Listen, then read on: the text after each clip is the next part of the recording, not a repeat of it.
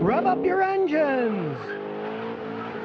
Beto Rosnerall says, what do you think about a Honda dealer using a flushing machine instead of draining refill for the automatic transmission? No, never use a flush machine. I have seen too many people use flush machines and it ruined the automatic transmission.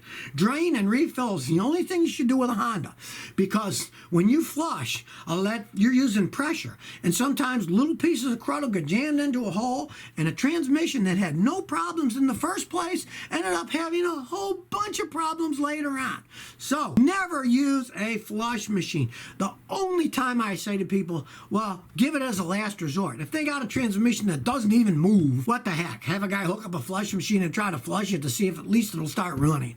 But if it works decent now, do not have it flushed. Ernesto says, how do you know if a fuel pump's going out in your car? Fuel pumps pump the fuel to the engine. Modern cars are all fuel injected, and the pressure has to be within very certain parameters. Like if it's 40 to 42 psi, it's got to be that. If you've got a gasoline direct injection, the main pump can put out 1,000 psi. When your fuel pump is going out, it doesn't pump enough pressure most of the time. It won't accelerate, or it'll only go to 50, 60 miles an hour, not any faster. Or you'll get a check engine light, and it'll be engine running too lean, because if the pump isn't pumping enough fuel, it'll run lean. It'll got enough air but not enough fuel. It's a good way of telling. Now you can also use your ears, because modern fuel pumps, they're almost all in a gas tank. They're silent. You hear nothing. And if all of a sudden you start hearing and you take the gas cap off, put your ear there, and you hear that means the fuel pump's starting to go out, and change it soon before it strands you in the middle of nowhere. Elvis Presley, I get he's back from the dead. My relative has an '08 Dodge Caliburn, low mileage, 25,000 miles, and has it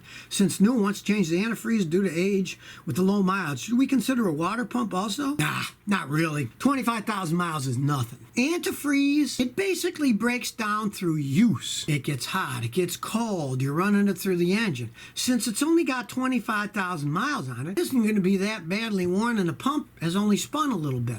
I wouldn't mess with the water pump. I would just change the coolant. I would flush it out and put new coolant in it. Modern coolants are so well made, I would say go out and get one of those long life coolants. Some of them go for 7 years, 150,000 miles, and do that.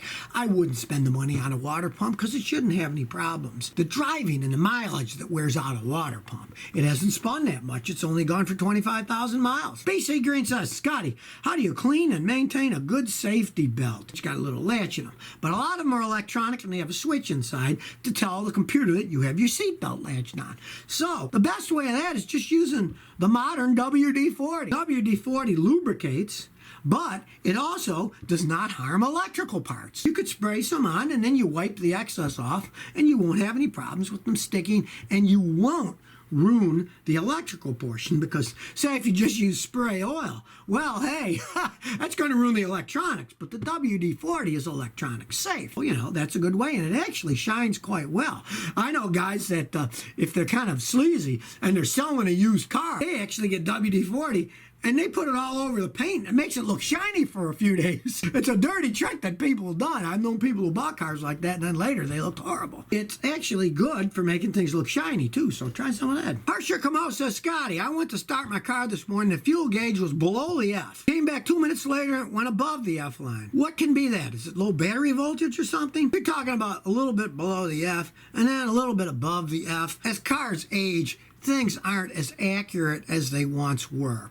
But if you're curious about your electrical system, any place, most auto parts stores do it free. You can have your battery load tested and your alternator load tested for free to see if you got a problem with that, because it could be the beginning of a problem that you want to catch now in the beginning before it has any problems. If they say all that stuff is okay, that just generally means that the sending unit in your gas tank is getting a little bit old. You got to realize your gas tank has a float in it. It floats up and down on an arm, and then that goes to a variable resistor to tell how much fuel's in it. Well, that thing's soaked in gasoline. Imagine if you were an electrical part and you were soaked in gasoline. Over time, that stuff just wears. And when it wears, hey, it doesn't work as good as it did. And as long as it reads normal most of the time, as you drive, it slowly goes down. When you fill it up, it goes back up. I'd live with that rather than tear it all apart and put another sending unit in it, because that is a pretty expensive thing to do.